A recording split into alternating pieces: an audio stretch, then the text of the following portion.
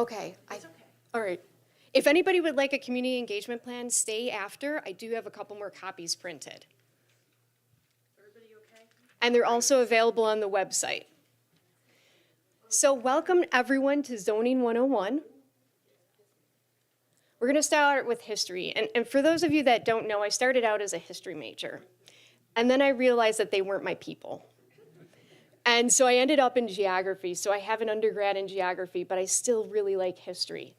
The history of zoning is really interesting, and if you think about it, it goes farther back than the early 1900s. If you think about in days of old, we were building walls around castles, right? We were separating land uses. We already had those things that we thought were detrimental to society outside of the walls. So New York City had the first citywide zoning code in 1916, and you can imagine what was going on in the early 1900s. We had a lot of immigrants, so at that point, a lot of zoning was keep those people out, right? We then, Herbert Hoover, which a lot of people think of him in the Depression. They think, he really didn't act fast enough. But he actually did some really good things for the development of municipalities. So he had the Standard State Zoning Enabling Act in 1926 and followed that up with the Standard City Planning Enabling Act, which really gave the powers to the states to do what we do. One of the most important Supreme Court cases that basically said zoning is okay is Ambler, Euclid, Ohio versus Ambler Realty Company. And this was a parcel that was about 68 acres, and Ambler Realty wanted to develop it for industry. And Euclid was like, oh, yeah, we don't think so. And so they did a rezoning of it. It was rezoned, I want to think, in 3 different zoning districts. And so they were really hampered with any sort of industrial development. And so Ambler said, oh, this isn't right. This amounts to a taking. It went through the process to the Supreme Court, and they said, no, zoning isn't a taking. It's actually allowed. It's part of the government's ability to regulate in the name of health, public safety, and welfare. So what is zoning? Zoning is law.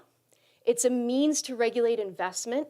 It's applicable to private property. So the zoning code doesn't venture into the streets. The streets are regulated in a different means. It's one of a series of chapters in the municipal code. How many people have read every page of the Village of Fairport Code? Come on, at least one of you. Okay, I have. Thank you, Adam. I want you to go home tonight and I want you to look at E-Code. And the Village of Fairport Code is on E-Code. And you can see all the things that the village has regulations for. And zoning is just one of them. So you're going to see all the things that the village has said, these are things that we need to address, that we need to make sure we're taking care of. Chickens. Chickens are part of animals, which I believe is chapter 169. Yeah. And again, it's connected to other land use-based chapters. So if you look at other governments, how they have laid out zoning, you're going to see different things, right? One of the things that we're going to talk about with the zoning code update is that right now Historic Preservation Commission is outside of the zoning code. And a lot of municipalities have it as part of the zoning code. So that's one of the things that we're going to take a look at. Does it make sense to incorporate that in our zoning code? Zoning is not intended to be selectively enforced. So I can tell you that I've worked some places where there is selective enforcement, and it makes a lot of people unhappy. And in my estimation, it doesn't create a good community. So you can tell, I always tell people, when you drive around a new place, you can tell if it has an active code enforcement office, if the community looks awesome. And you know it. You know when you drive around if there is an active code enforcement office. It's not applicable to the public rights of way. And again, that's the streets. It's not a catch-all for every land use issue. So some of the things that I think people may mistake that the zoning can regulate is behaviors. So in another area that I worked, they were always looking to the zoning code to regulate bad behavior. Well, we'd love to do that, but we can't. The zoning code just deals with the use of land. It's also not a replacement for building code or construction standards. So New York State has a separate building code, as many states do, that regulates how buildings are constructed. So what can zoning do? It can accommodate and facilitate change. And again, this is driven by the comprehensive plan and what the community says we want. It encourages placemaking. So we create codes so that we're creating the community that we want. Years ago, when I worked in Genesee County, we always presented to municipalities that were rewriting their zoning code, okay, if your entire village burned down, what do you want it to look like? And does the code you currently have allow you to rebuild as is? And so those are the things that if, as municipalities are looking at their zoning code, they need to acknowledge and say, are we doing the right things? It can be used as an asset or it can be counterproductive. There can be zoning codes written that discourage development and hamper development. And that's not necessarily something that you want to do. Zoning cannot create change or create places. So just because something is allowed doesn't mean it's going to happen. So I'm trying to think of a good example here. The north side of Parse. The north side of Parse Avenue was rezoned recently, and that gave the ability for folks, it took non-conforming properties and made them conforming so that they could improve things. If you're a non-conforming property, you're sort of limited in the code, and we'll get to non-conformities later. But non-conformities, what the code seeks to do is eliminate those uses. And sometimes non-conformities are our coolest uses. So we'll talk about that further down the road. So how does zoning work? It regulates land use for public health, safety, and welfare. And you're going to hear public health, safety, and welfare maybe one more time in this presentation, but in your zoning lifetime, maybe 40 million times. Okay, this is something that zoning and planners really hang their hats on. Public health, safety, and welfare. And we go back to that all the time when we're writing code. And it's something that we also have to ask ourselves. There are times where governments will say, we need this zoning code and we need it written this way. And so it's our role as planners to say, is this really doing something for public health, safety, and welfare? And so we take that seriously. It's developed according to a comprehensive plan. I love a good comprehensive plan because it tells us where we need to go. And I always say a comprehensive plan is, your work outfit, but the zoning code is like your boots. You're ready to work, right? The comprehensive plan tells us where we want to go. The zoning code tells us how to do that. It's adopted by a legislative body. So am I the village planner? Yup. Do I adopt the zoning code? Nope. It's the village board. And in every municipality it's that same way. The legislative body is the one that deals with the zoning code. So they deal with amendments, any sort of text changes or map changes, and they initially adopt it. So the village board in this case is very, very important to the zoning code process. The zoning code consists of text, map, and graphics. So you'll notice if you look at other zoning codes, not necessarily Fairport's, but Fairport's in the future will have more maps, graphics, and text.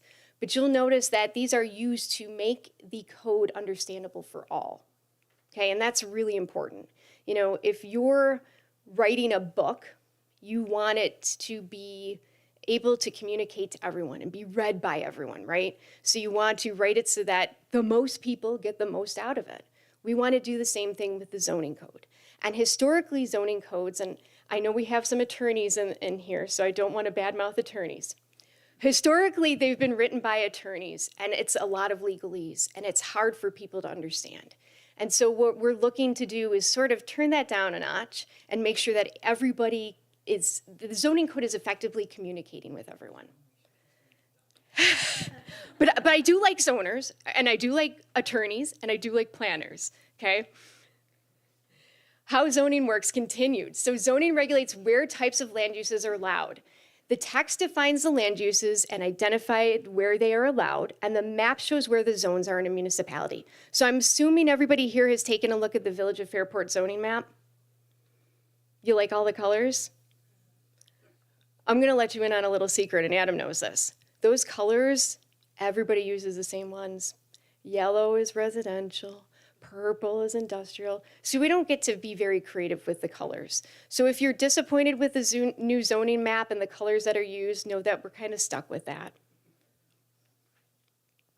So zoning regulates all sorts of dimensions, such as minimum lot size and width, lot coverage, setbacks, and typically these dimensions are different depending on the zone.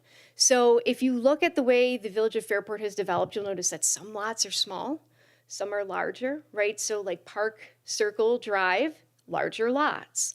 Roselawn, smaller lots. So we craft a code that is reflective of what we have. Zoning regulates site elements such as parking and landscaping. So through the zoning code, you have the opportunity to say, you know what? You can build a parking lot, but you also have to put a lot of landscaping in it. And so some zoning codes will go so far as to regulate how many trees you have to have every so many feet. I really encourage you to take a look at E-code because you have access to a number of different zoning codes throughout the country. And I think it's interesting to look at what other people have done. So zoning and the comprehensive plan. Zoning carries out the comprehensive plan. And again, the comprehensive plan works as that sort of guiding document for us. It must be consistent with the vision established in the comprehensive plan. So again, we're told this is the path, this is what the village wants to be when it grows up, and the zoning code is how we accomplish that, okay? So again, comprehensive plan equals goals, and the zoning is the way to achieve. So a zoning ordinance contains two parts, and it's a map, and again, divides it into districts, and then text. So we talk about the uses allowed in each district. Has anybody taken a look at the Village of Fairport zoning code? I see a lot of hands up. Do you like how it's laid out? You can say no, because I don't like how it's laid out. I struggle with it because it refers back to, okay, if I'm an RA, all these uses are allowed. Okay, then I jump to RB. Oh, refer back to RA. That's a little bit of a struggle. That makes it difficult to read. Again, requirements related to parking, signage, landscaping, and of course, authority and procedures. So just like any sort of law or routine, we have procedures. And that procedure section of the code should tell you how you get to point A to point B. Okay, so it's important to say, okay, if you're doing this, it goes to this board, it triggers this review, and this is the process you take. So essentially what those procedures and authority does is it lays out the map. So if I have an idea, it lays out the map how I'm going to get to point A to point B. So the uses for each district, we have permitted uses, and they are referred to oftentimes as permitted as of right. So these uses are listed and allowed by right, which means that somebody can come in, and if they're meeting all the requirements, they're meeting building code, they can get a permit. Easy peasy, right? Has anybody gone through that process? Pretty easy? Enjoyable? No? Okay. You're supposed to say yes. All right. There's also specially permitted uses, and you're going to see some zoning codes refer to these as conditional uses. And this is a use that is listed and may be allowed if it's suited for a particular location. So sometimes the zoning board handles these, sometimes a planning board handles these, and sometimes a legislative body handles these. It depends. Again, this is why I encourage you to take a look at other zoning codes. When I worked in Genesee County, there were a couple uses that town boards would say, no, we want to review this. And so it would not be in the hands of the planning board. In some cases, the jurisdiction to review a special permit is given to the Zoning Board of Appeals. So that's what happens in the Village of Fairport. The Zoning Board of Appeals reviews special permits. Go ahead. Where's the variance come in this? Oh, Ray, we're going to get to variances. Yep. So Ray just asked when variances come in. Variances are exciting, but not so exciting. So we're going to tamper our excitement a little bit. All right, there's also prohibited uses, and these are uses that are not listed for the district. They can apply for a rezoning or a use variance, okay? I did work in one municipality that had a list of prohibited uses that they said you could not apply for a use variance. Eek, right? So the intent of a zoning board of appeals is to provide that safety valve. So if there is something that perhaps the zoning code hasn't anticipated, a use that's new, that they can apply for a use variance and we can say, hey, yeah, that works or it doesn't. Luckily, Fairport does not say that it's prohibited. You can apply for a use variance. But let me tell you something about use variances, and we'll get to this a little bit later too. I tell people when they apply for a use variance, the odds of you being approved for a use variance are 0.0001. Okay? It's a very high level of scrutiny. And beyond that, what you're requesting is a use that the community has said we don't want in that district, right? That's a high level, right? We shouldn't just be like, oh, you applied for a use variance? Have at it. So this is a quick example to give you an idea. So permitted uses, single family homes might be permitted in a district, right? Let's call this R1. Especially permitted, single family attached, a prohibited use, a casino. Okay, it's not going to be on that list. So that gives you a little bit of an example of what the differences are between a permitted use, especially permitted, and a prohibited use. So what if my proposal is not permitted as of right? And again, the as of right is that I could essentially come into the office and get a permit for whatever that is. And let me tell you a quick little story. At the City of Rochester, there is a permit office. I don't know if anybody has ever been to it. Okay, you can go up to the permit office, you can deal with a zoning staff member and a building code reviewer, and if you meet that code, you can walk away with a permit that day. And I know of a colleague that she was convinced that zoning was all about, do you get along with your neighbors? So she wasn't entirely familiar with the code, and she would say, well, do you get along with your neighbor? And they'd say, oh yeah, we're really good friends, and she'd sign the permit. But if they said, no, we really, she'd say, ooh, and she'd flip open that code, she'd be like, oh, well, you've got to do this or that. So when you think of permitted as of right, think of, do you get along with your neighbor? All right, so there's land use boards. There's 3 land use boards that are typically found in a municipality. A planning board, and they tend to review special permits, site plan review, and nonconformities under certain conditions, and we'll get to that. Nonconformities are fun, but they can be very challenging. The Zoning Board of Appeals, area variance, use variance, nonconformities, and Historic Preservation Commission. Sometimes it's a historic preservation board. They deal with landmark designations and certificates of appropriateness. So variances, there are 2 types of variances. They're area and use. Again, special permit, site plan review, nonconformities, and certificate of appropriateness. And here's the thing, this is just the tip of the iceberg on things that we're going to talk about. Again, there's so much more with zoning, but I wanted to capture some of the things that we most often talk about. So a variance allows a property owner to do something that the zoning law does not allow. It provides relief in limited, unusual circumstances, and it's not meant to provide general flexibility.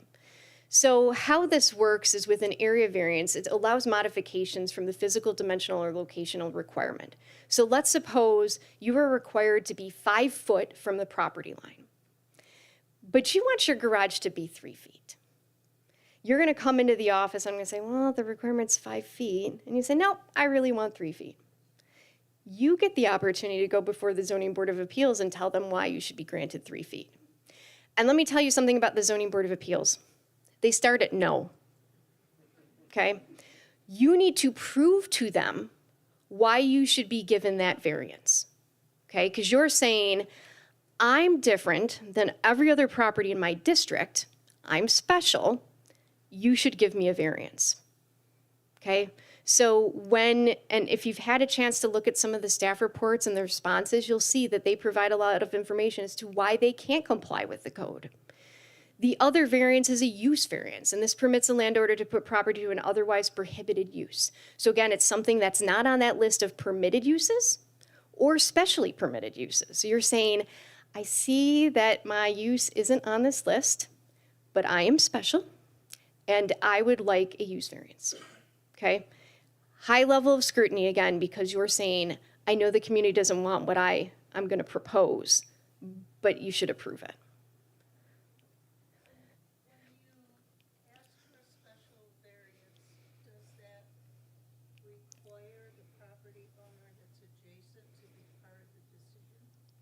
So Jean just asked if, and correct me if I'm wrong here, if you apply for a variance, if the neighboring property owner has to be part of the decision or could be part of the decision.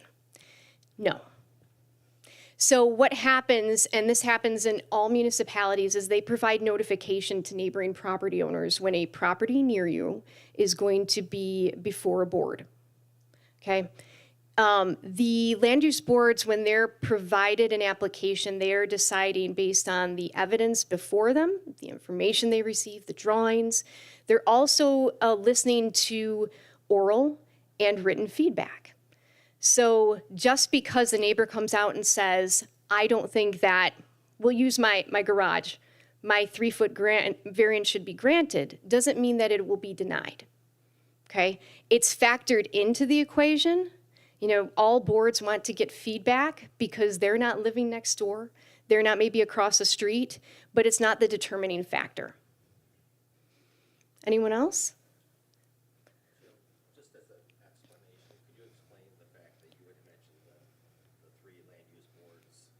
Could you just explain that a rezoning is not reviewed by any of those 3 boards, and it's a legislative? Absolutely. There's some confusion as to the zoning board is responsible for rezoning. Yes, absolutely. So Bob just asked if I would discuss rezonings. Rezonings are a legislative act, which means the legislative body deals with that, okay? In some instances, the legislative body may ask for a recommendation from a planning board or a planning commission, but the final determination on that rezoning, whether it be a text amendment or a map amendment, is strictly held with the legislative body. Any other questions? A use variance in the village of Fairport is, they look at financial criteria, correct? Correct. Yep. There has to be a good reason financially. Yes. And, you know, I didn't use a use variance as an example because we don't see a lot of them. I will be here 2 years in June and I have not seen a use variance. It could be maybe I'm persuasive and I tell them the odds of it being approved, but we don't stop anyone from applying for one. But there is a high standard. There is that you have to provide financial evidence. You have to tell the story as to why your use should be approved and why it's acceptable. And, you know, when we talk about variances and we talk about use variances, the village doesn't have to make sure that you're getting the most bang for your buck on your property. The real killer is you have to demonstrate that you're not getting a reasonable return on your investment for any of the enumerated uses for that district. Correct. So I'm going to repeat that. You have to demonstrate that all of those uses on the permitted and specially permitted use, that they're not possible on your property and you wouldn't get a reasonable return. So very, very high level of scrutiny. Again, like I say, 0.001, the odds that you'll get approved. So here's some examples. And I know that you can see here, this is a proposed addition and they're close to the lot line. So this is an area variance example, and again, close to the lot line. Now we'll talk about special permits. I really like special permits. I don't know why. I think because they're contemplated to be approvable, and typically they're before a planning board. So the planning board is a yes, maybe. A little bit easier to go through, right? When somebody starts at yes, maybe. What a planning board is looking at for a special permit is how do you fit with the neighboring properties? Is there anything that needs to be done to mitigate that particular use, right?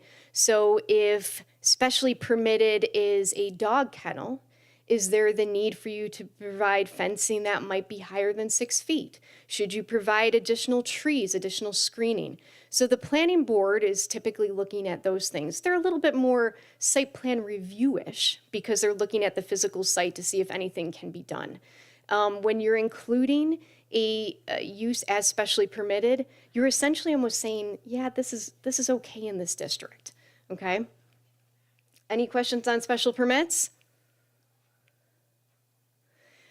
Okay, here's a special permit for a workspace, work-live area. And you can see that this is an artist area. And this is the floor plan, which doesn't look too good here, but you can see that there's studio work areas. And what they did is they laid out for the planning commission exactly what they would be using the space for, okay? And keep in mind that all of these land use boards can put conditions on approvals, okay? So if let's say the planning board said, okay, you know, this looks good, but we want you to be limited to X number of feet for a particular area of your live workspace, they can do that, okay? So site plan review, I think this is what typically everybody thinks of when they think of site plan review. when they think of zoning. So how are we looking at the site? How does it function?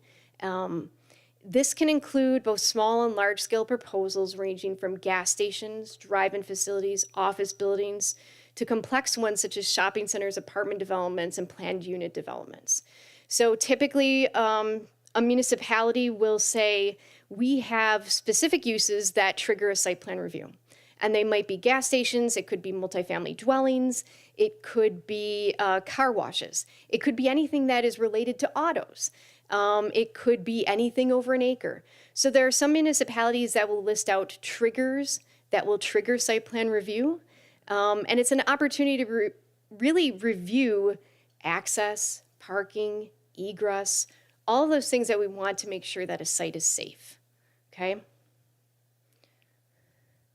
This is an example of a site plan, and I'm going to go through a couple other ones.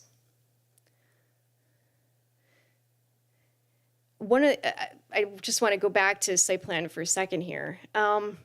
It's not always held by a land use board. So there are some municipalities that will do site plan administratively depending on the staff that they have. The City of Rochester has a site plan review committee, and site plan is done administratively, and the manager of zoning has site plan approval. So it's a little bit different than some municipalities. Again, some for particular uses will say, hey, site plan is held by the legislative body, and other times they'll say site plan is held by the planning board. So it really depends how you write your regulations. Yep. In our community, who is responsible for site plan review? The planning board. And there are specific triggers dealing with parking, the size of the change in development, and so the planning board reviews those. I'm sorry. In the village, the planning board members are all volunteers and the village board members are all elected and paid officials. Correct. Yep. So we can talk about board membership quickly. So the question was, are planning board members all volunteers? Yes, we are very lucky to have an awesome group of planning board members, zoning board of appeals, and historic preservation commission. They don't get paid. They work for free. They do really hard work. They are not elected. Only the village board is elected. Any other questions? They are. Yep, they're appointed by, we actually have an interview process. We do have a couple openings. So if you feel so, after this presentation, if you're like, you know what, I can't get enough of zoning, please go to the village website and apply. It's a really great experience. And I think that you would learn a lot, not only about village, but about government operations. So I'd like to think that everybody that sits on a zoning board, a planning board, or historic preservation really feels good about what they're doing and giving back to the community. And I know that I feel very, very lucky to have such talent on all of three boards. I feel spoiled. Nonconformities. So these are oftentimes the cool things that you see in cities or municipalities that they don't seem to fit, but they're awesome. So I want you to think positively about nonconformities, because typically in a zoning code, we're looking to get rid of nonconformities, right? We want to see them go away. We want to see their demise. But I don't know that that's necessarily always the right way to handle it.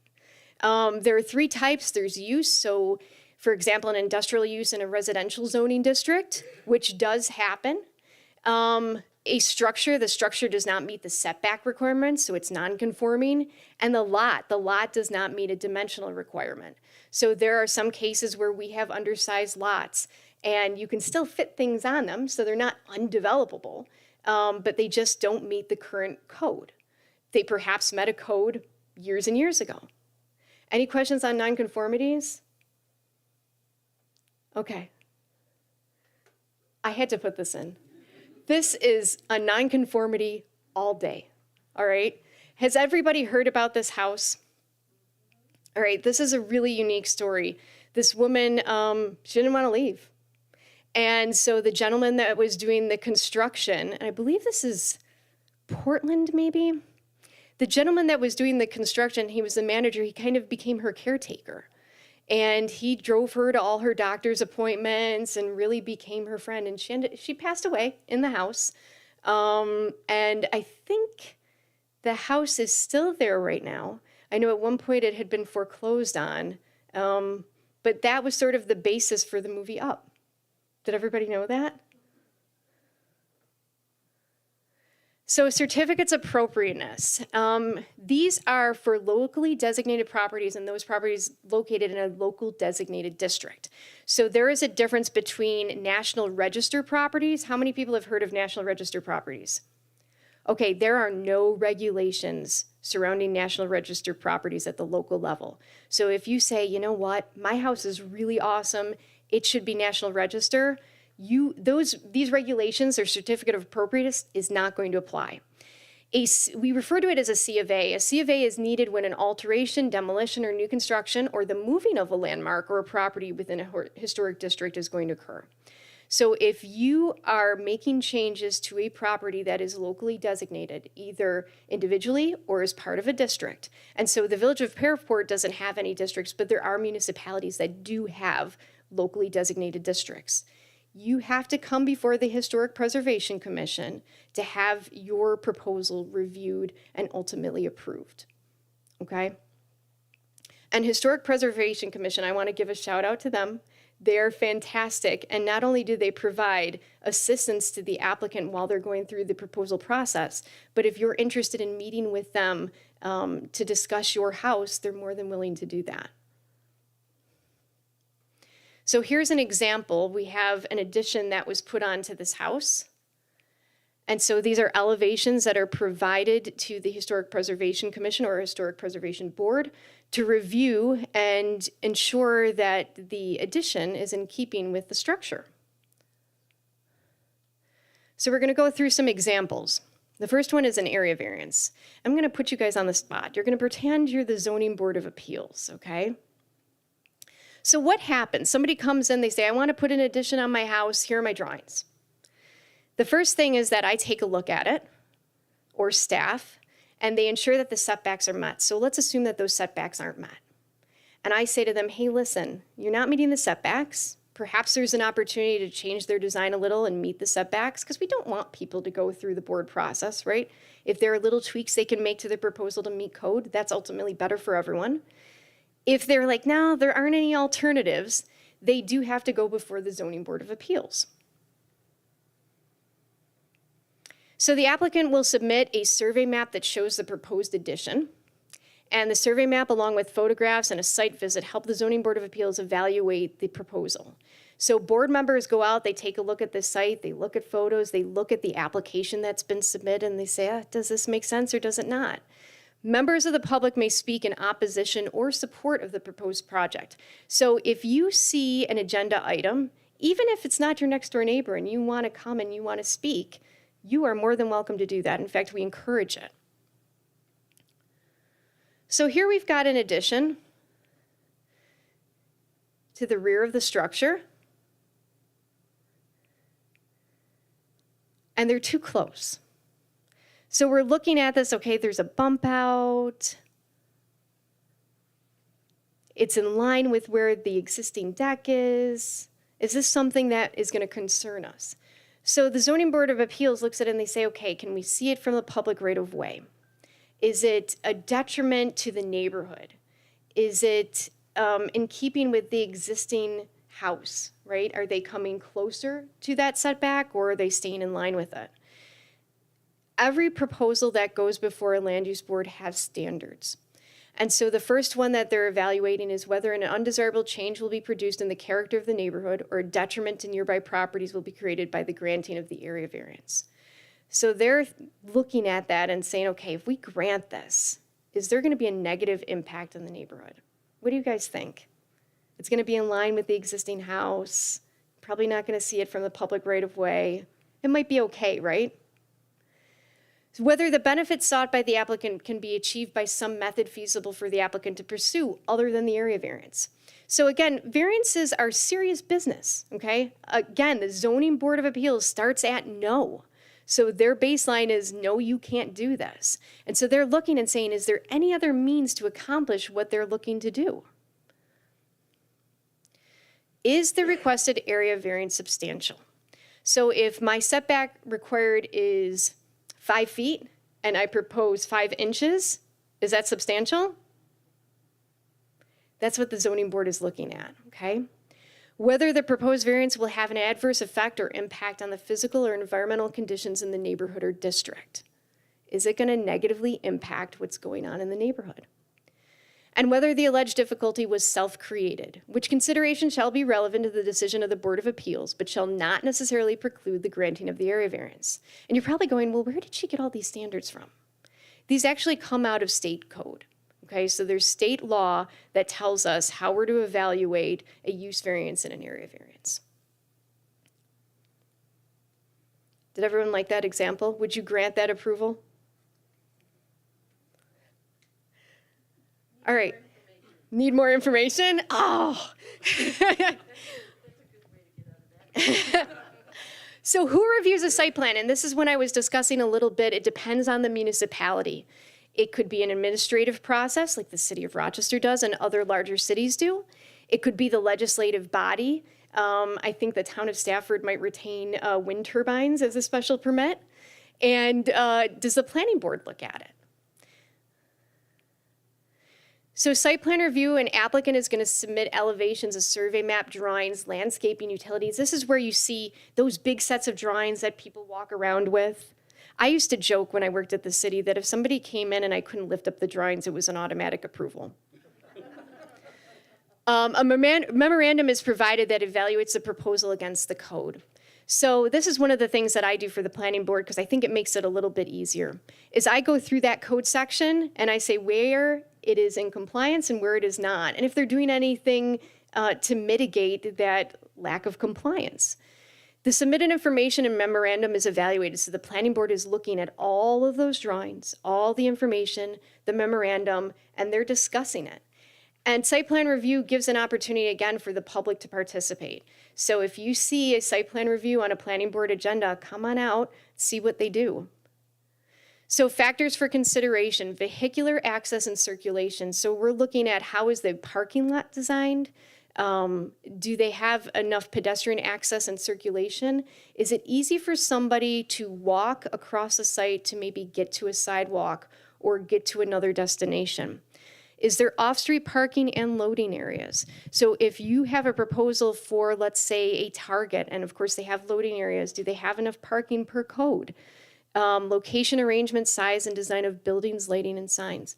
One of the big things that you'll see is lighting in parking lots. It's very important. We'll ask for drawings that show how far that light is going, right? We want to make sure that the parking lot is properly lit.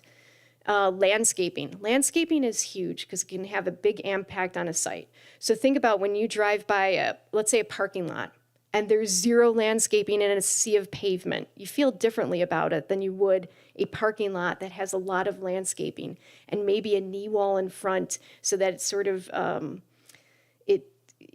the parking is hidden, right? Usable open space for playgrounds and informal recreation. If somebody is proposing a multifamily dwelling, there could be a requirement that says, hey, you have to provide X amount of open space for each dwelling unit. Adequacy of stormwater and sanitary waste disposal facilities.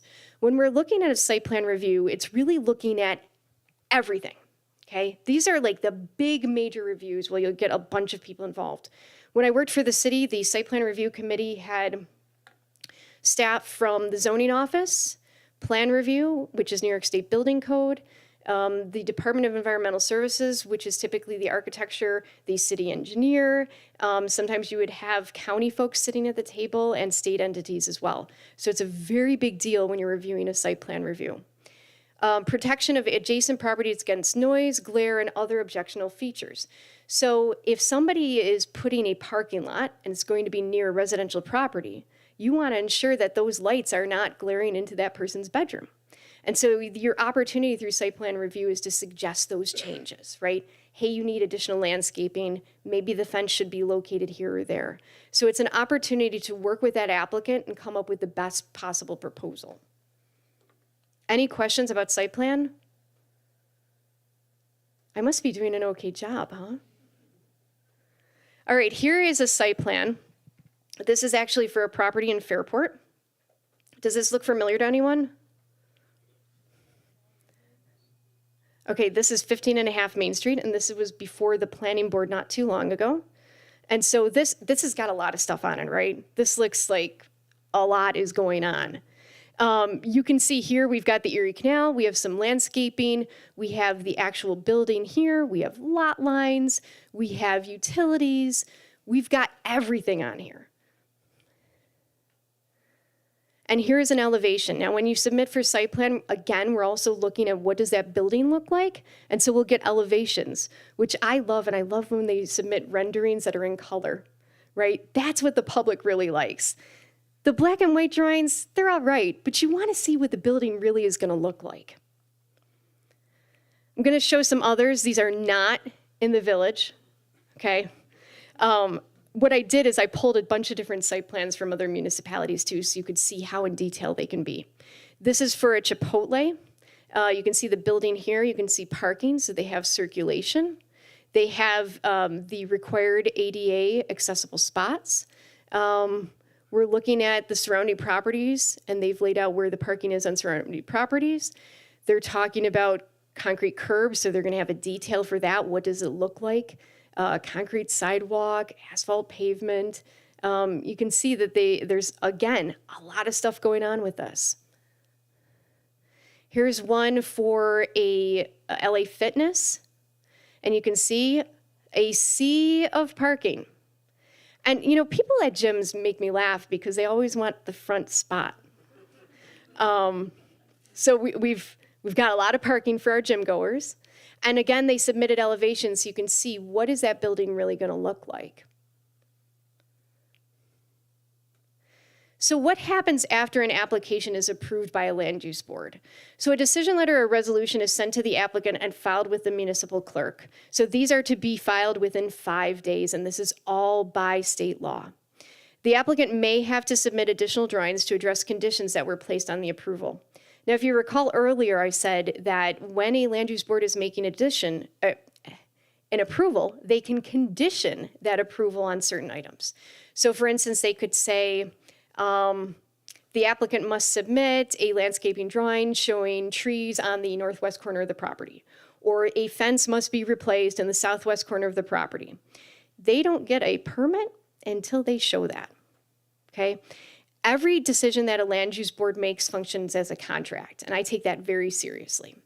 So if there is a condition placed on, again, a permit is not issued until that applicant demonstrates that they are in compliance with that condition. The applicant can then proceed with the building permit process. So it's really a two-step process. If it's not permitted as of right, which means I can get a permit that day, it's really very much a two-step process. They have to get approval from that land use board first before they can then apply for that building permit. And that's clear across the board, so it's not just unique to the Village of Fairport. Any questions about that process? Yep.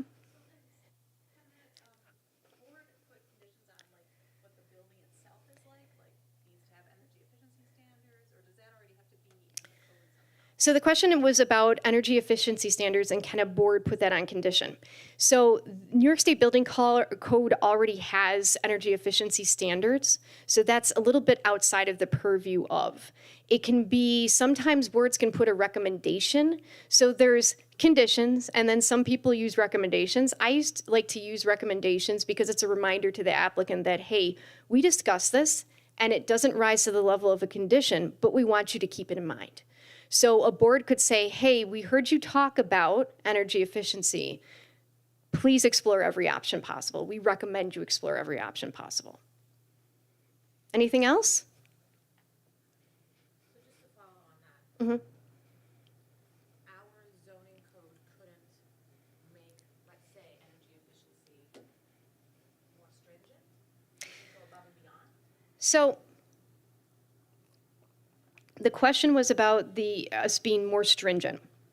Because that's covered under New York State Building Code, if you want to be more stringent with New York State Building Code, you actually have to go to the Department of State and ask for that to occur. It's challenging. I've never worked for a municipality that's done that. That's not to say that it's out of the realm of possibility. But energy code, I believe a New York State Building Code is coming out next year. Adam, is that correct? So I anticipate that it will be even more stringent on those energy requirements. So, each time we see a new building code released, we're seeing more concern about sustainability and the use of energy. And of course, that's a requirement that the applicant has to meet. There are variances from New York State Building Code, but again, that's a high lift. So I talk about the high lift for a local variance. It's a bit more for a state variance from the state code. I won't get into that because I know enough about building code to be very dangerous, and I don't want Mark to be disappointed in what I say.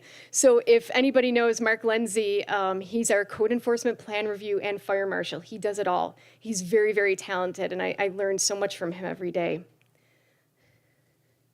So what happens if you don't like a decision that was made? What can you do? Well, first off,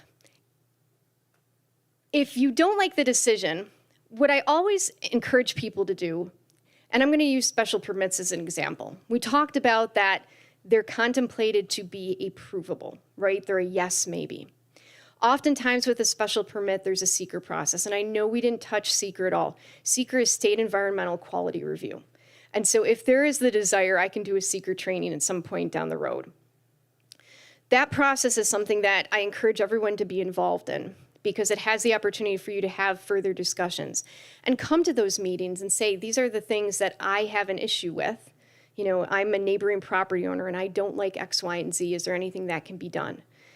Land use boards have the opportunity to solve a lot of problems and to mitigate a lot of problems. They just need to be told about them. Okay, so I encourage everyone to participate in the process.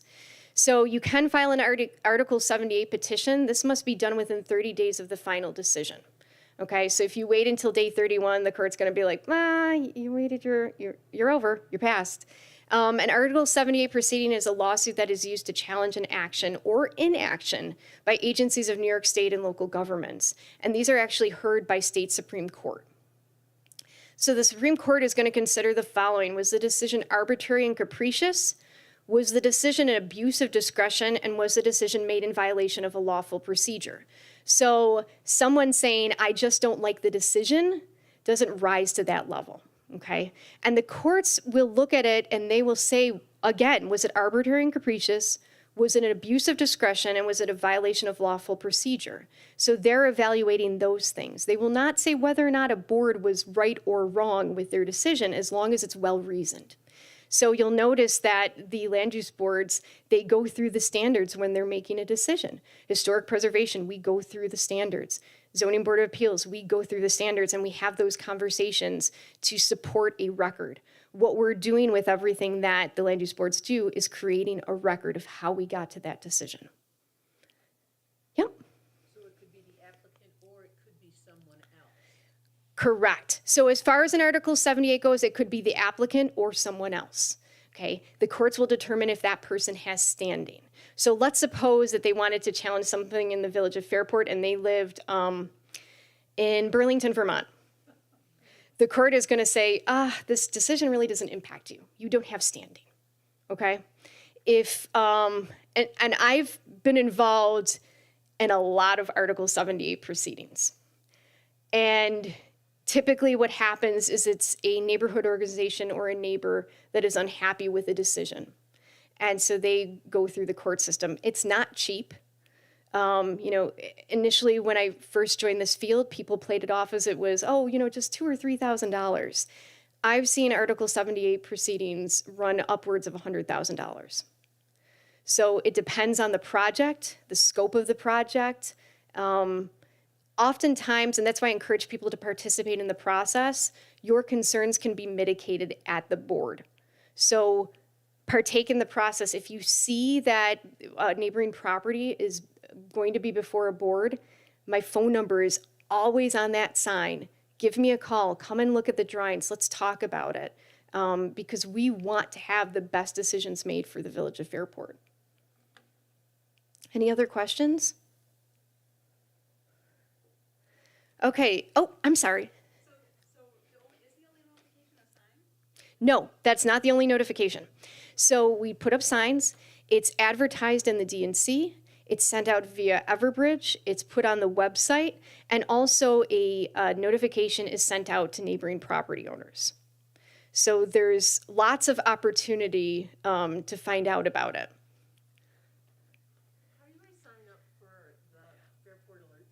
Oh, it's so funny because I do have a slide. So these are some of my favorite websites. And I am going to put this will be posted on the zoning code update page, the recording, and I'm going to post all the slides also on the page, on the website, so you can see that. And if you want them sent directly to you, I'm happy to do that as well. Yep. When does the Village of Fairport post the actual application and drawings on their website? From the date the application was submitted as opposed to when the public meeting is going to be? So there's a little bit of work that goes into it. So I'll take you through my path. I get an application. I make sure that it's complete. If it's not complete, I kick it back to the applicant. And the reason I do that is because I want a complete application for the board. And it's important to me that that applicant be given the best chance possible at succeeding with their proposal. So keep in mind that anytime somebody comes before a land use board, they're coming because their proposal to them is the greatest proposal they've ever done. Right? They're very excited about their proposal. So I owe it to them, we owe it to them to ensure that they have the best application possible. So they'll submit an application, I'll review it, I'll give them some tips, some things that I think are missing. I put all of that together, and it's about a week and a half before I will post the staff report on the website. And that includes any public comment that I have received prior to the posting of that staff report. It includes the application. It includes, in some cases, a memo from me detailing that application. So memos are done for site plan reviews and also for signed site plan reviews.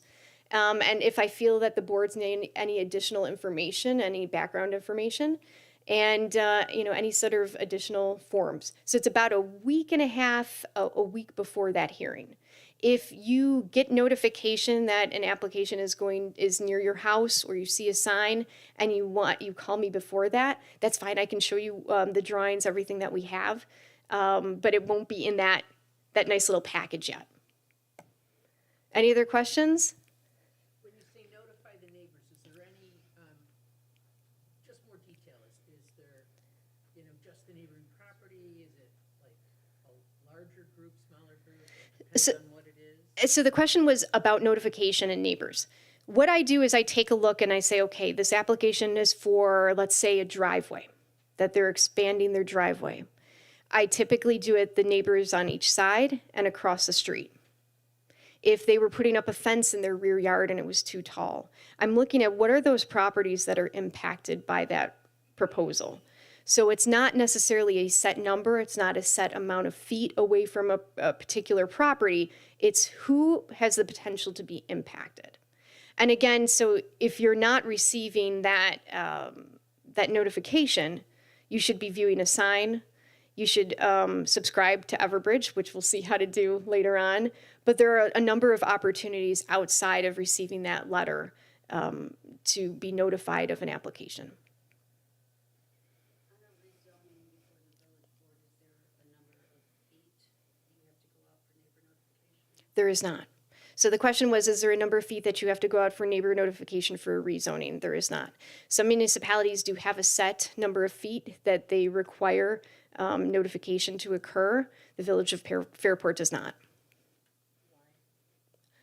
It's not in code. The code was written in 1992, and there's not that opportunity for a set number of feet. Sometimes when you're doing a set number of feet, you can end up notifying people that maybe necessarily aren't interested. In some respects, it works a little bit better to be able to choose who those folks are.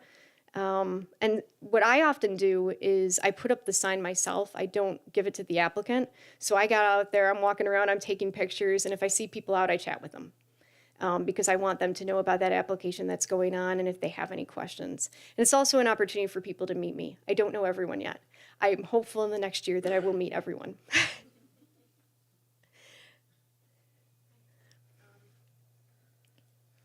So I'm trying to understand, what codes are required? Like, anytime I've looked at the code, it seems so granular, and I can't believe, like, New York State requires that every municipality says how long your grass can be. You know what I mean? So, like, are there codes that every municipality has to have? So everybody has to follow New York State building code. Not everybody has a zoning code. If you have a zoning code, you absolutely have to have a zoning board of appeals because it's that relief valve. You don't have to have a planning board. You don't have to have a historic preservation commission or a historic preservation board. So you are not required to have these things. You're probably going to hear about, oh, well, such and such a city doesn't have zoning. Right, but they have subdivision, which still regulates the division of land. So you don't have to have these things, but I think it's a good idea to have them. The reason being is I think that since all of us were kids, we had a plan for our life, right? We thought, oh, this is where I want to go to college. This is what I want to be when I grow up. This is where I want to live.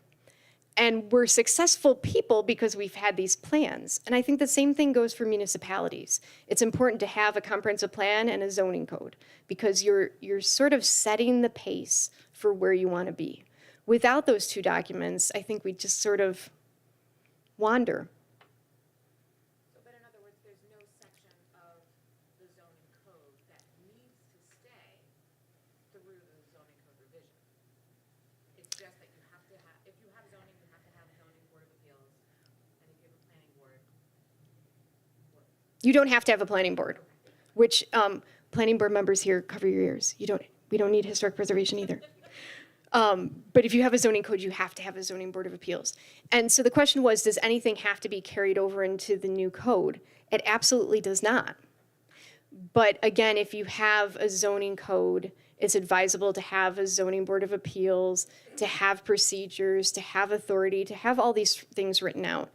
A good code, and let me see if I can get this joke right. Code is like a joke. If you have to explain it, it's bad. Okay, and what I mean by that is that if you can't read the updated zoning code and know what the heck's going on, we didn't do a good job. So it should be easy to be readable by everyone.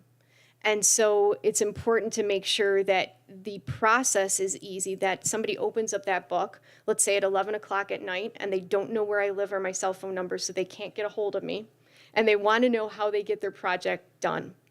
They should be able to look in that code and know how to get from point A to point B. And so that's important if you have a zoning code to lay out the procedure so that everybody knows what the path looks like. It's good for development.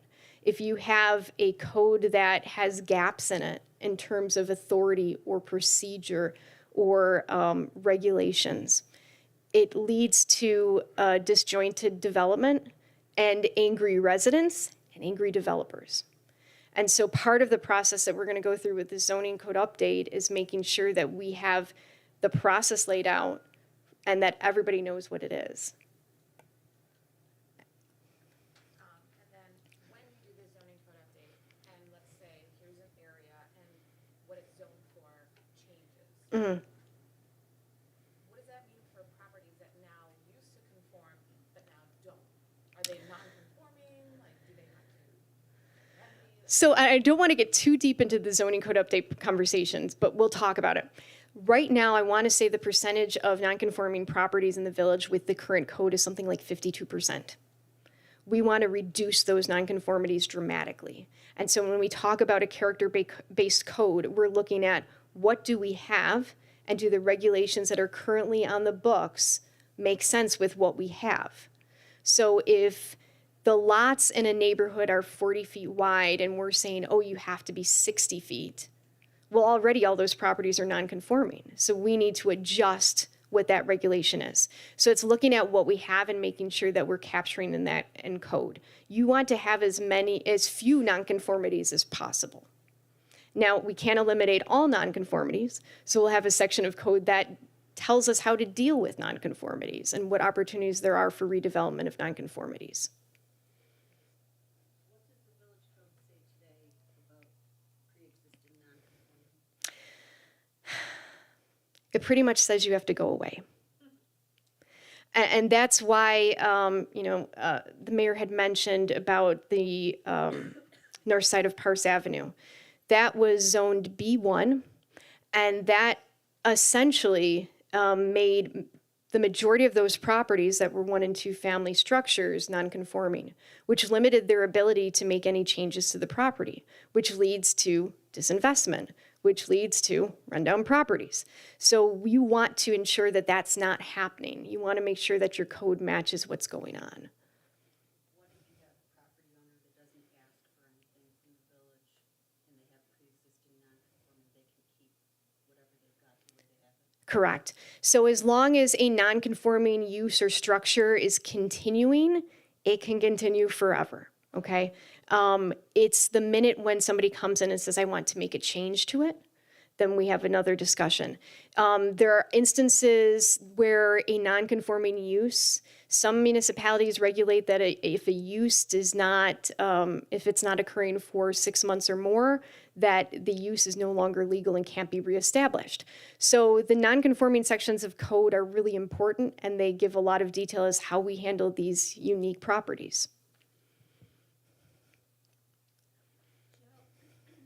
The reason we're redoing the code is to update it, as you said, to get rid of these adjustments that are constantly, these variances that are always being granted. But let me ask you this. So you're gonna look at things like that, and it's also going to be tied to the comprehensive plan as to what the community is asking for, right? Correct. So how are we going to know what is in that comprehensive plan? What are the changes in that comprehensive plan that are gonna impact the code? So the comprehensive plan, has everybody taken a look at it? Okay. It is found on the website, on the Zoning Code Update website. It's also on eCode. I encourage everybody to take a look at it because that lays out the plan. If you take a look at that, you can see where the zoning code will be going. Now, I like to equate, a zoning code update with the community has said we want chocolate cake, but now we have to figure out how to make it. And do we want gluten-free or do we want almond flour? And so it's those conversations that are going to occur. It's not necessarily that everything from a comprehensive plan makes it into a zoning code update. And those are the things that we're going to discuss and go through. Again, I guess this is my time to sort of talk about the first public meeting, which will be May 20th at 7 o'clock right here. So that begins the conversation of how do we move forward from the comprehensive plan to create a zoning code that works for the village. Who will be writing the coding legislation that the village board will end up be voting on? So the question was, who will be writing the code and legislation that the village board will be voting on? So that's a combination of everybody here. So when I say that, we're all going to get homework. No, I'm kidding. We're taking feedback from everyone, and it will be a document that's largely written by our consultant, with me also taking part in that. Okay, and it's so us listening to what the community wants and figuring out how we get us there. You and the consultant get it on paper. Correct. And how many people are involved in the consultant? So there's Fisher has a consultant team which has a number of people with a number of different expertises. So they've got someone that does GIS, someone that does transportation planning. So there's a bunch of people involved, and I'm happy to provide you the names and their contact information later. So the feedback we're receiving is obviously from the public meeting, the first one again being May 20th at 7 o'clock right here. But we're also very lucky because the comprehensive plan did a lot of that heavy lifting for us. So the comprehensive plan gets everyone together and says, okay, what do we want to be when we grow up? How are we going to get there? What is the path? And it talks about those things that are important to a community. So a lot of the heavy lifting of public engagement has occurred. We're very lucky that that has happened. And that typically happens with every comprehensive plan, is that the heavy lifting is done, and then we work on the refinement of that through the zoning code engagement process.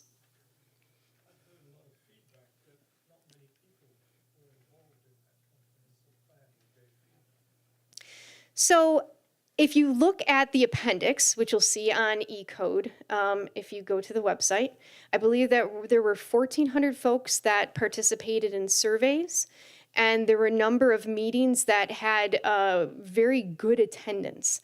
And those are all found in the appendix. So that's something important to take a look at to see what was public participation. In the planning world, we usually look at public participation and say if we get anywhere between 5 and 10% of a population to show up at meetings, that's a win. So I feel like a complete rock star right now because all you people have attended the Zoning Code 101. And so we know that we're not going to get every single resident of the village, but we want as many people as possible to be involved. When I was at the city of Rochester, we had concluded the comprehensive plan for the city, and we started the zoning code update. We started the zoning code update in, I want to say it was January of 2020. And so we had grand plans. We really lucked out though, because we were able to reach so many more people by doing many of the meetings via Zoom and Zoom webinar. So we were able to discuss the zoning code update with people that normally wouldn't be able to attend. So there are people that may be caring for children and people caring for their older adult family members, or they work different hours. They were able to participate in those meetings because we were able to do them via Zoom. So my experience was that participation increased dramatically because of the use of different technologies. Yep. So the survey that made up the comprehensive plan, who made that? Because it wasn't very, I don't know how to say exact, or, it was very open-ended and very much open to interpretation for whoever's reading it wanted to interpret the results. Mhm. I understand the results of the survey, I read all through that. Oh, good. I took the survey, but the answer one was, do you think the village needs more housing? Agree, some would agree, strongly disagree. I think there were like 4 different ones. Mhm. And, well, like I said, agree, like what, but it's open to interpretation, like how you come about that. And I do not believe that, people would say, strongly agree, if they knew that there was going to be, a single-family home next to them turned into, multifamily. Well, and so we haven't fleshed any of that out yet. And in terms of surveys and housing and agreed and disagreed, I guess that's the opportunity. We've got that survey and people said agreed. And now it's the question of, well, what does that look like to people? So when you say that there's open-ended survey questions, those are actually the best questions because those are the ones that we get to dig into and say, what does that look like to you? So it's a perfect opportunity for us to have further discussion and talk about, okay, we said this, what does it look like to everybody? And how does that further discussion come about? So How do we know that we are actually being heard, other than the one meeting on the 20th? So that's the first meeting.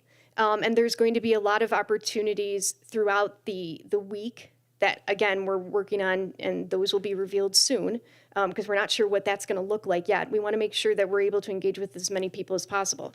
That's not to say that you can't send an email to vof@fairportny.com and express your concerns about anything that you think might be in the zoning code or things that you think need to be addressed or shouldn't be addressed. So engagement happens nonstop when you're doing zoning, okay? There are land use board meetings and there are 3 boards. So typically we have 3 board meetings a month. I'd love to see the same crowd at every single board meeting because that's your opportunity to engage with the zoning code and hear how it's played out, how it maybe isn't used well, how it is used well, how it doesn't work, how it works. And then that's how we're going to refine the zoning code update and we're going to get something that works. So the open-ending survey questions actually serve us very, very well because then we're going to be able to dig deep in and say, okay, people said they want more housing. What does it look like? Is that additional single family? Is it more condos? Is it apartments? Open-ended questions, I think, are the best ones. Any other questions? I'll come back to you. Jill, could you comment on the nature of home rule as it relates to self-determination of communities and the adoption of a comprehensive plan and zoning codes and all of the codes? And I don't think this is a far stretch to explain that because there's a couple of recent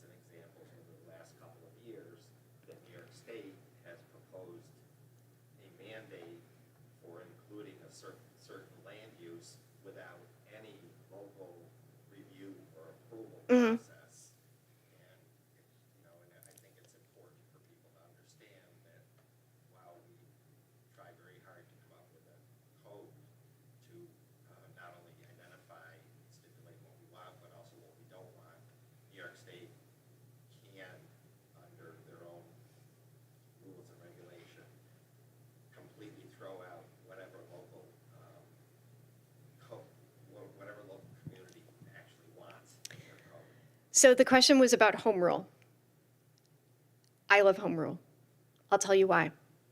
Not every state has home rule, but New York State does. And when I say home rule, that means that local municipalities get to decide how they look. It's critical to New York State municipalities that they get to decide how they look. I would hate to see everybody, well, I don't want to say that. Everybody should look like Fairport, but I don't want them to. I would hate to see every municipality have the same zoning code, have the same way of doing things, because we love New York State and we love its municipalities because of the variation.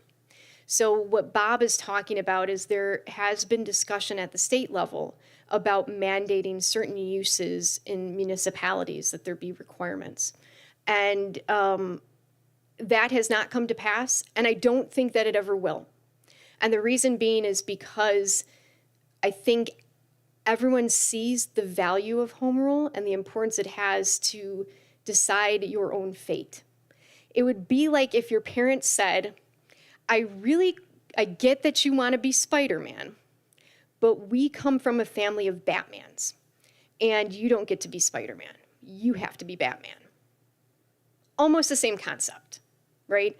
So because we're a home rule state, we get to decide what we look like and what our zoning code looks like and how we develop. So that's how we get to do what we do. That's why we have the authority that's given by state statute to write our own zoning code. And it has to be in compliance with the comprehensive plan. I'm going to get Jamie first. Oh, okay. How often is the comprehensive plan updated? And then my second question is, if there's going to be a rezoning, does the village offer Zoom right now? And if they don't, will they? So the question was, how often is there a comprehensive plan? And then if the village offers Zoom. So I'll answer the comprehensive plan part first. Municipalities typically update comprehensive plans every 5 to 10 years. I've seen some municipalities do it every 20 years, and I've seen some do it every 50 years. So it really depends how you're using that document. There are some municipalities that is the document that they follow for everything. I worked for Genesee County, and they basically said, do not put anything in the budget if it is not in the county comprehensive plan. So it depends how the municipality uses that comprehensive plan. For terms of land use, it's typically every 5 to 10 years that a municipality is looking and making sure that the comprehensive plan is still the path they want to go. Again, that's the map for where we want to go. And we need to make sure that it's still in keeping with where the direction is. In terms of Zoom, all of the meetings, the one on the 20th and as well as this one, are broadcast live on YouTube and Facebook, and they will all be posted to the zoning code update page. So if you're unable to attend in person and you would like to watch it and provide comment, you can do that after. At this point, we're not doing any sort of Zoom webinar because there's going to be other opportunities in terms of it will be on the website. You can comment after the meeting. And that seems to provide a better opportunity for folks. If we did Zoom, it becomes a little bit difficult for people to have real conversation and actually engage in terms of what we're doing at this point. Live interaction. Yep. It's hard to manage doing both. If there's a way we can do it, and I will think about that, see if there's a way that we can do both. I don't think we're going to be able to because it is very difficult to manage to have people from Zoom interacting with people live in person. And that's why I thought it would be best to place all of these on the zoning code update so people can email and contact with their comments. So if they're able to attend, fantastic. But if not, they're still able to be engaged in the process.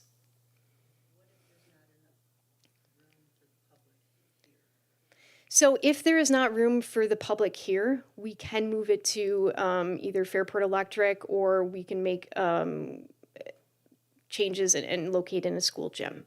So there are options for spaces.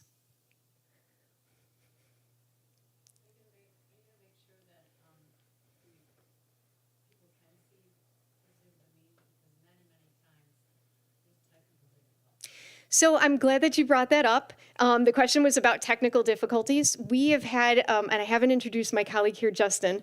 Justin has worked very hard to ensure that there are no more technical difficulties. So I think that we have crossed that bridge, and I think we've mastered the technology. So I don't anticipate there being any issues going forward. But again, that's why we're recording it and giving people the opportunity to watch it after. Any other questions? All right, I do have some more slides, so I'm going to make you sit here. All right, there are a couple of websites that I really like. The New York State Department of State has a bunch of different training articles that are really good and really informative, so I encourage everybody to take a look at them. The American Planning Association is obviously all things planning. Plan Edison, also a very good website. And as I mentioned several times, eCode 360. And this is where you have a chance not only to view the Village of Fairport's code, but a lot of other municipalities in New York State. And I think it's a great opportunity to take a look and see what other folks are doing. So here's my contact information, which I have my card up here, so please take it. You know, hand it out to your neighbors, tell everyone you know. Again, the next public meeting will be May 20th at 7 p.m. in the Village Hall boardroom, so right here, and that's when we'll start talking about the zoning code update.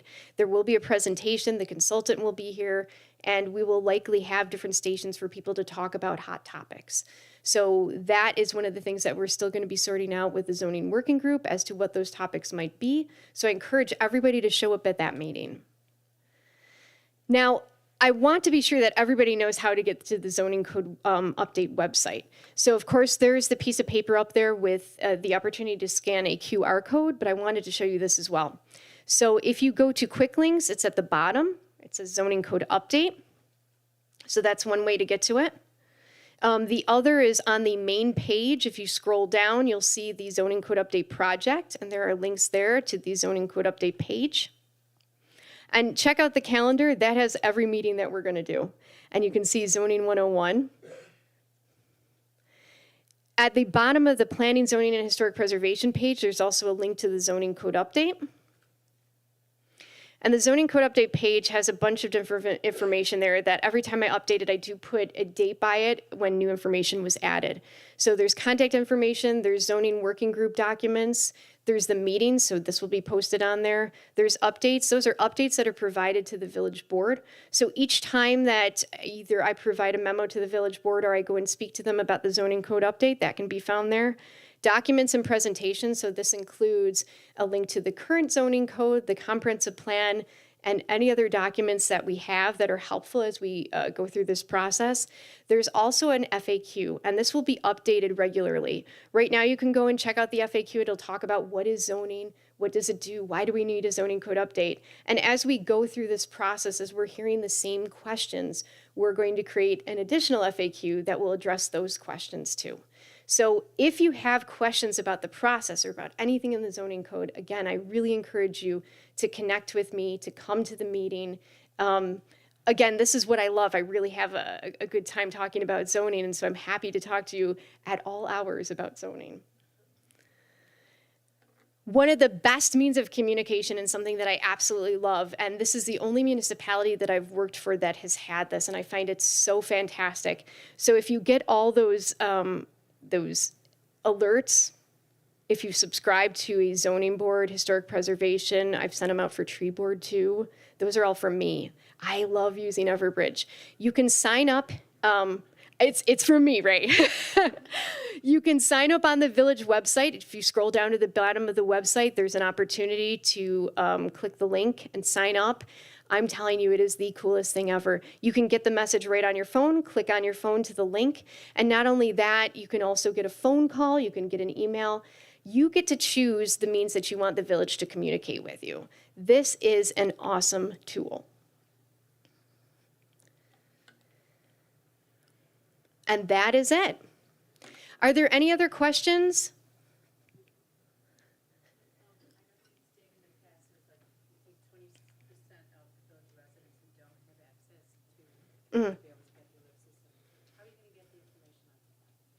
So part of it is relying on people to tell their neighbors, right? So I had everybody turn and introduce yourself to your neighbors here. I want you to tell your neighbors that you were here this evening, and I want you to encourage them to come on the 20th.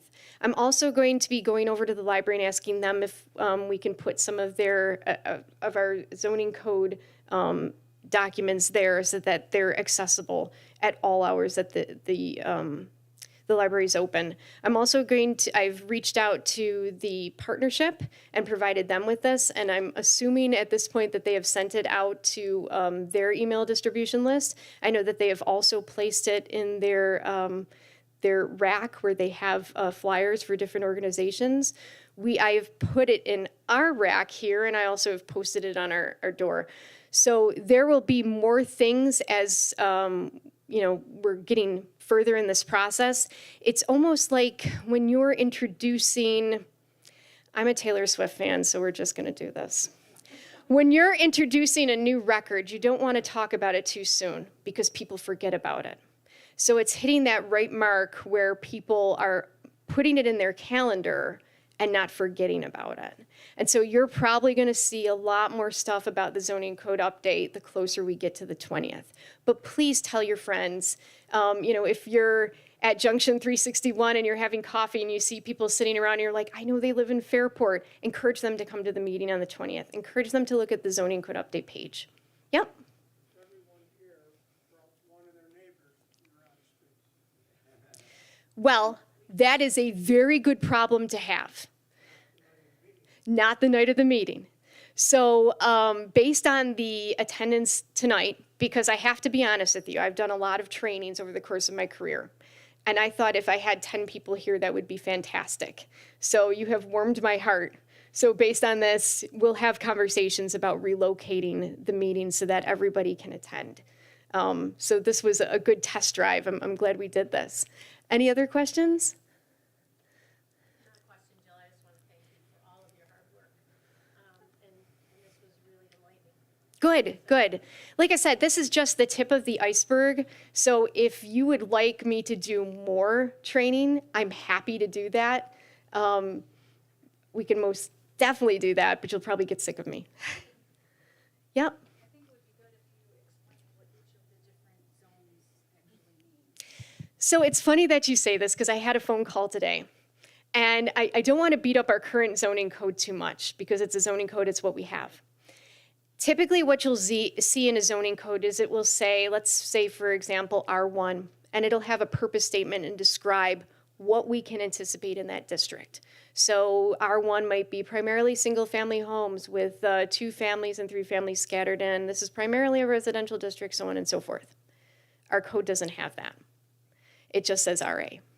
And it doesn't fully tell us what that district is supposed to look like unless we're looking at the permitted and specially permitted uses. So I encourage everyone to take a look at our current zoning code and see what that looks like and look at the map and drive around and say, okay, does this look like boots on the ground? Does it look like the community? Do we need to change the allowed uses here? Do we need to change the specially permitted uses? And what should that purpose statement look like for that district? So when I talk about there being gaps in the zoning code, that's one of the gaps. Because when you have that purpose statement for a zoning district, it tells you what it should look like. It guides amendment of those districts later on, because you can say, oh, right, we're going to add this use. Does it make sense with the purpose statement? So I'm excited to have purpose statements. And so I encourage everyone to think about what the purpose statements might look like for your neighborhood. Yep. Just another thought, what you just said.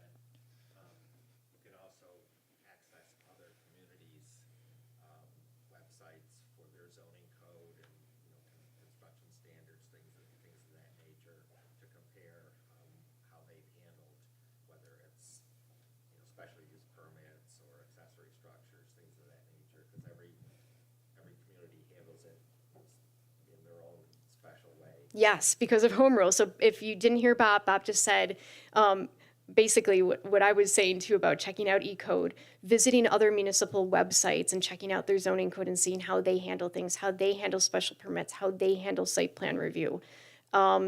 City of Rochester has a draft code. Take a look at that draft code. Take a look at the City of Buffalo Green Code. Take a look at Village of Brockport, I think, just recently updated their code. There's a lot of municipalities that are currently updating their code. Take a look to see what they've done. And I talked about this a little bit, I think, one time when I was before the village board. You know, many of us, when we buy suits off the rack, it doesn't fit right away. My tailor and I are best friends. I'm not real tall. So a zoning code works the same way. We're going to borrow from others and make it our own. Yep. I just want to highlight something, talking about home rule and talking about how communities, well, you'd love everything to look like Fairport. You brought up a great example to share with people. The village of Brockport, more than 50% of the land in the village of Brockport is taken up by the university. And it's tax exempt. And it's got a transient nature to it because there are students that become part of that community for a certain period of time every year. So some of the work that we would do here in Fairport would not fit Brockport. Correct. Nor would all of Brockport's code fit the village of Fairport. And that's one of the basis and the important things to understand about why do we have home rule? Why do we look at our community individually? But also, we can learn from other communities with what they've done in their code. So I'm going to repeat what the mayor said. We can basically learn from other communities, and not every community is the same, and that's the blessing of home rule. So we're going to pull from other municipalities and see what they've got, and they're probably going to pull from us at the end of the day. And I think you've probably heard me say this when I've been before the village board, that we did receive a $75,000 grant from Genesee Transportation Council to complete this code. And what they're hopeful is that this would be a model code for other villages throughout the region. So this is a big deal. They see this as an opportunity for us to craft a code that others will be able to use. Anything else? Again, please feel free to contact me. I'm happy to meet with anyone anytime. Thank you.